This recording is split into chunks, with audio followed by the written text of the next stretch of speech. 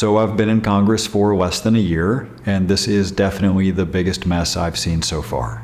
Last week, the Speaker of the House was fired. First time in history. As soon as it happened, we were all sent home because you can't do much without a speaker. This week, they brought us all back to D.C. to vote on a new speaker. But before we could do that, the majority party had to decide who it was going to put up as its candidate for speaker. So it held an internal vote just within the majority party, and two people ran. It was a close vote. It split almost even, but one of them got a few more votes than the other. So we all figured that was it. This was the guy, and the next step would be a vote of the whole House. But before that could happen, about 20 members of the majority who hadn't voted for him said, no, we don't care what the internal vote was. We're not voting for him on the House floor, no matter what.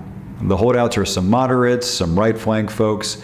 Even George Santos, he put out a statement saying he didn't get a personal phone call from him, so he will never support the guy. Some of you will ask, why can't the minority party just provide the votes? They could end this whole thing. Theoretically, yes. And there are some folks in the minority who have said they would consider it. Here's the problem. Say you're running for speaker, but you're about 20 votes short in your party, the majority. So you say, hey everyone, I'm going to go to the other party and get the votes I need. Well, now you're not just 20 votes short anymore because you just infuriated your whole party and the hole you have to fill is now much bigger. Which is why the last speaker didn't try and do that. He knew as soon as word got out that he was trying to work with the other party that he'd be toast with his party, so he rolled the dice and hoped he'd have enough internal support from his party, and he didn't. And that's the situation we're still in with the guy who's trying to replace him.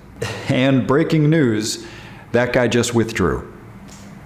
So the person who won the internal vote for speaker just announced he is no longer running for speaker, which means we're on to plan C, and I don't know what that is. We will work our way out of this, but we have to do it fast because the government is scheduled to shut down in 35 days, and we can't begin to solve that problem until we have a speaker. I'll keep you posted, but I'm not sure how this is going to go.